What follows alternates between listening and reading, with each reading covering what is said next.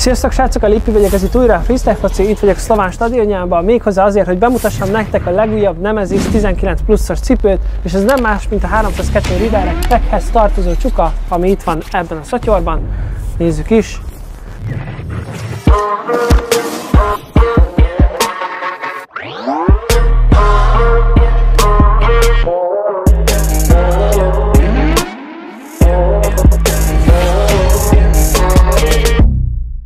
Itt van az egyik.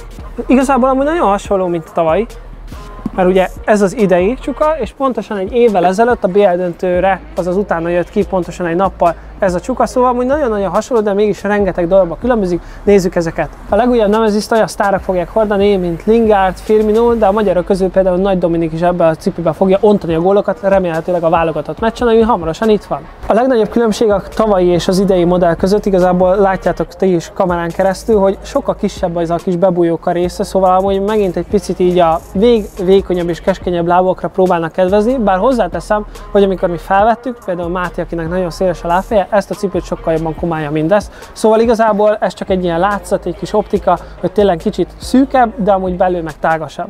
Második különbség, igazából egy egészen más anyagból, ugye ebből a 360 torsion tépből épül fel a cipő. Itt az előző verzióban egy ilyen picit ilyen rücskösebb verzió van, és ezt hozzáteszem, hogy brutálisan nehéz tisztítani, hát ezt így látjátok is. Viszont ezt a cipőt már hordtuk, és igazából egy sokkal vékonyabb maga az anyag, illetve a két cipőnek és a súlyában van egy kis különbség, ez könnyebb, illetve sokkal vékonyabb és rugalmasabb ez a szalag, szóval jobban tartja a lábatokat. Mint látjátok, az előző modellnek sokkal lazább volt a felső része, ehhez képest itt van az új, és most egy picit így megnyitom előttetek. Van benne egy plusz tép, ami jobban összetartja magát a cipőt, ez amúgy a Terem X18-asokban is benne volt, szóval itt is van egy kis fejlesztés. A cipő tetejét, oldalát, illetve az aljánál láthatjátok, hogy másabb színű, mint a teteje, ez azért van, mert egy különleges tapadós bevonata van, illetve ezt teszi vízállóvá a Nemesis-t. Illetve a két cipő között a legnagyobb különbség, mint látjátok, az a talp, ugye a régi Nemesis egy teljesen egybeöntött talpa volt, míg az újnak már ketté van osztva, és megkapta a kicsit kisebb stoplikkal bíró kvázi régi messzis talpat, illetve azt kell, hogy mondjam, látjátok, tehát tényleg ketté van osztva, és hogy ez miért jó? Azért, mert sokkal rugalmasabbá teszi a cipőt ezen a téren, viszont itt meg sokkal merevebbé. Szóval egyben jobb lesz benne a lövés, illetve sokkal rugalmasabb lesz a gyors irányváltásoknál.